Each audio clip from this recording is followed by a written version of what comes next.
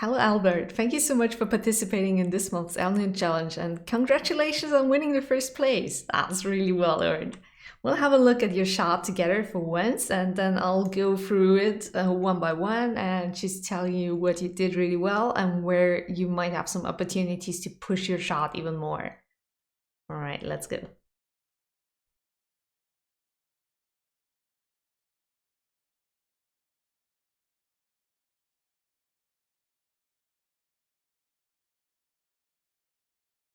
This is so cool. I can really see how much fun you must have had doing that one because it really shows in your animation. I love all those smear frames you do on the with the 2D effects on the hammer, as well as smearing his face in some points and just all those double frames on the arms that you do over here. This turn here. Just duplicating the arm is working so well because otherwise that spacing would be way too big. But with the duplicated arm, it works so well. It just leads the eye really nicely. And I can see how much fun you must have had on this one. And this is such a nice idea in the end. I love it. So I have a couple of ideas that could push your shot even more.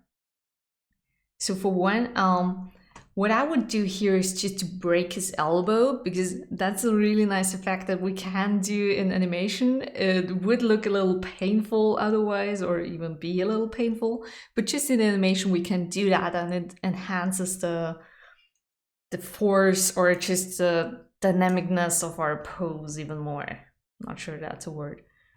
And also you could push the line of action just a tiny bit more on this pose here, to really get that nice thrust with the hips forward.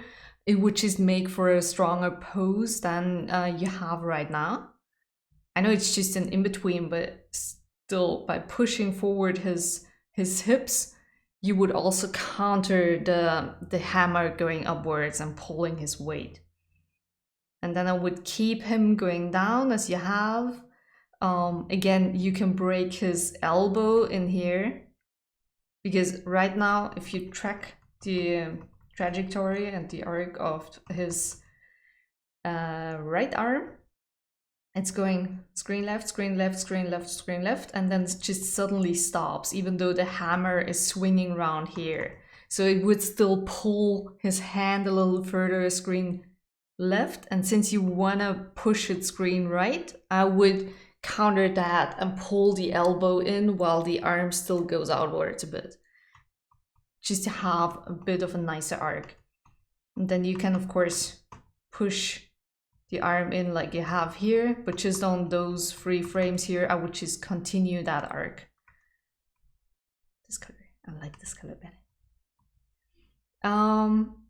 What you could do on big moves like that, when you go down, you usually close your eyes automatically, because otherwise the whole word just blurs by your eyes and it gets really confusing. So on big moves like this, you could just close his eyes and add a blink. What I would also do is, because you're smearing the hammer so much, to just make it a little thinner to keep the volume a little bit more consistent, because otherwise it just shrinks and grows all the time. And by making it thinner, we can keep at least a little bit more of that volume. And I love how you swivel over on his foot. Just make sure it's really hard to tell with the gray ground, but it feels like it's lifting off a little bit and the pivot is a little bit off. So I tried it myself, and if you swivel on your foot, it's happening on the ball of your foot. So really take that point, swivel around this point. There might even be an attribute on his foot control. I'm not 100% sure, but I think there is. And really make sure that one point of the foot is sticking on the floor rather than lifting off and moving all over, because you don't see it here too much, but once you have the texture on the ground and rendering it out, it will be more obvious. I love how you just duck in and then swivel this huge hammer right behind his head. It's such a nice move. I think you could again push the pose a little bit more here, because right now you have his back straight and the hips thrust forward a little bit. I personally would go into a bit more. This is a really bad color. I would go into more of a C curve, a counter C curve like that, just to create more contrast with the nice pose you have in here. So if you push over his torso a little bit more, just to create that nice pose, you can keep the rest all the same, maybe enhance the line of his shoulders a little bit more, so we have this nice flow going through his arms. Other than that, yeah, that would just be to push the contrast even more. I love how you lead this turn with his back. What I would do is to push in his green left knee, because that way he can really push off with his weight. Otherwise, if you keep his knee pointing outwards, it's really hard to use that leg as well. So on that move over, you could just push in the knee. That way you can use that to push off his weight. Again, swivel on the ball of his foot, and yeah, that's just the general thing that you could do to push your poses even more. It's just to make sure whenever you have a straight line like this, to favor one side or the other. So pushing the elbow up a tiny bit, that's an up arrow, will give you a tiny bit of a curve here, and that will just enhance again this nice line that you have going through your arms, just so you don't have more of a straight line like this and then going up and then having that nice flow here, right? So that's just something to look out for. I've seen a couple of occasions where this could be pushed a little bit. Again, I would push up on his toes, so to roll up on the heel, not the heel, sorry, on the ball, and keep the leg a tiny bit bent before going into this nice stretch that you have here. Again, if you can, thin out that hammer a little bit. I love that little hang time up here. It's so nice. What you could do to push this even more, because his foot is going past his body and then still pushing up his weight, right? You could loosen up the masses of the body a little bit more. So I would keep the chest and the head as you have. Maybe even add a little bit more of an overlap in the rotation of the head. But what you could add is just a little overlap. Sorry about the church bells if you hear them. It's midday right now. So what you could do is just to push his butt up a little bit more, so you have chest and head hanging and then the butt comes up before it goes down again. This will still give you the hang time you have, but it will create a little bit more overlap and a little bit more of a dynamic feel. There's something yellow.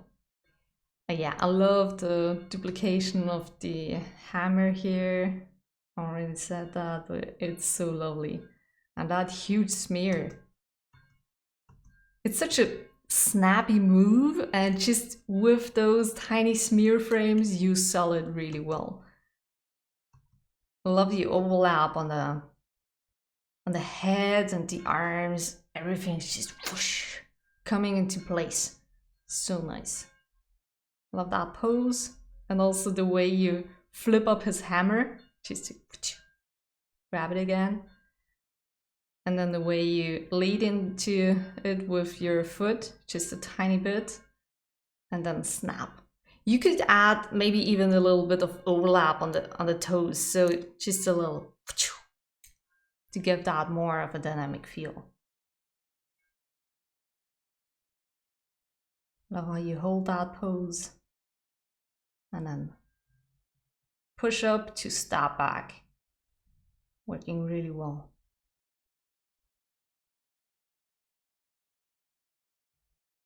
On this step over, I love how you do it, just those little adjustment steps. I would just watch out for the root because it feels like it's moving over screen right, then it kind of hits a wall here on the translate over screen right and moves down before going back screen left, and then it hits a little wall on the screen left side and just going up. So just make sure that that is a little bit more of an arc here. It's nothing big, but just a tiny bit. Again, that foot feels a little as if it's rotating and moving.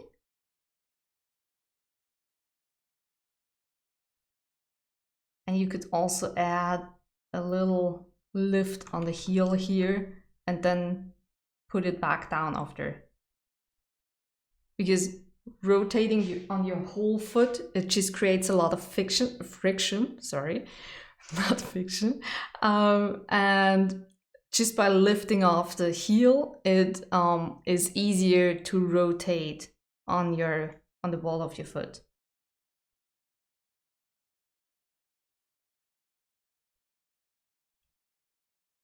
I love how you go into this here and just push off. We have the same thing as before. If you have the knee pointing outwards, it's really hard to push off with it and might even be painful.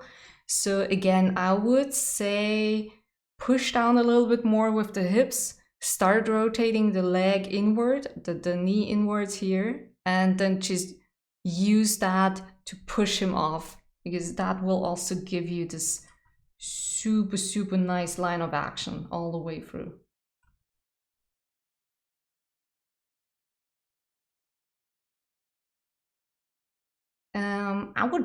It's a tiny thing again. The hand movement here, where he grabs the hammer, it reads quite well, but it's a bit linear. So maybe you want to add maybe an outwards arc if you want to create, do it slow. I'm sorry, my English is not very good today. So maybe you want to create an arc outwards if you want to draw attention to the hand and then just move in. But just watch the spacing so it's not too linear. Yeah, I love that. On here, you could just push the silhouette a little bit more, because right now what we have here, it's just a little harsh. It looks a little too broken, and maybe you could take the bendy controls and just make that arm flow a little nicer as well. Because it's just a smear frame, right? So you could even make it a little round. And I would try, if that's possible, I'm not sure, like you push down his head a lot, and I love that overlap because it gives that weight to the melon he has on his head.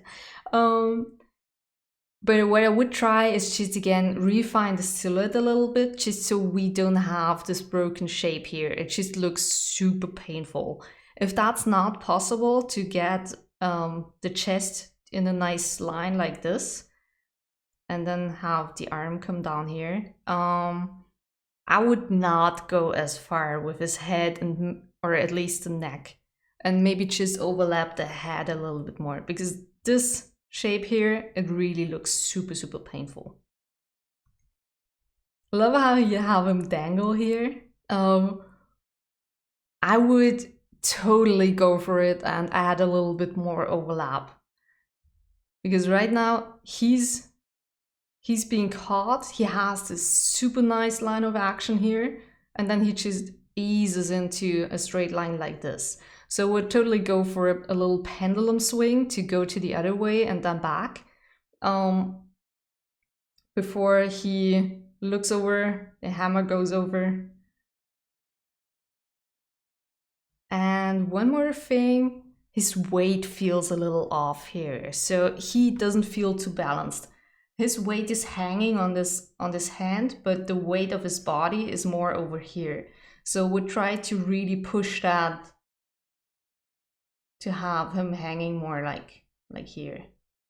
I know, beautiful drawing, right? I'm so good at drawing. And once the hammer turns over, the wrist feels a little too broken for me.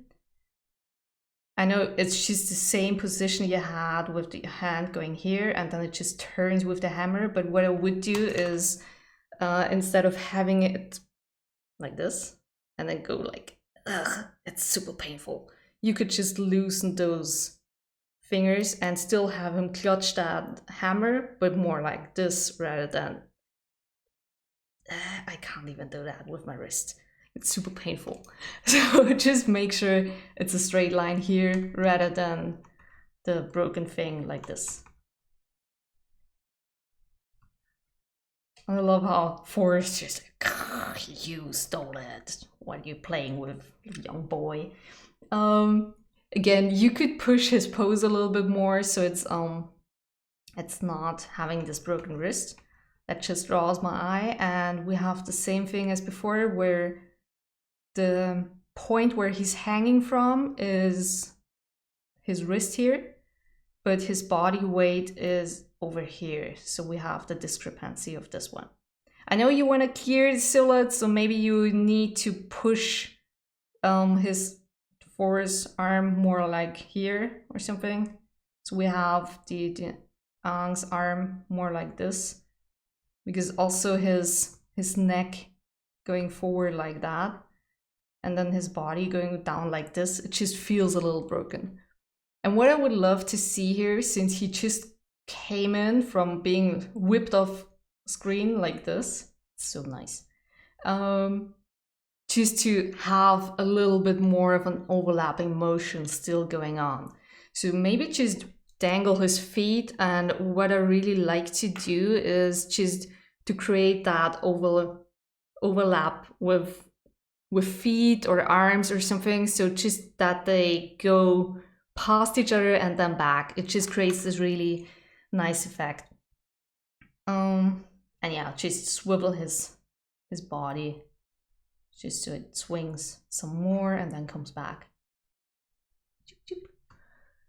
And maybe you could add a little accent on 4 as well, because right now he's just standing there, breathing, looking mean. But maybe you could do a little something on his face just to reveal maybe that he's just warning him off or something. So you do this little cute thing on Aang's face, where like, maybe you could do some contrasting thing to that. Not at the same time, either before or after, so Aang might be and for just a tiny thing. It doesn't need to be a full animation or something, but just a tiny thing. So yeah, that's about it. As I said, it's super, super awesome. I really love it. I think you could push it here and there, but just in general, it's working so well. I can see how much fun you had, and I hope you will participate on the next AnimChallenge as well. And then I will see you again soon.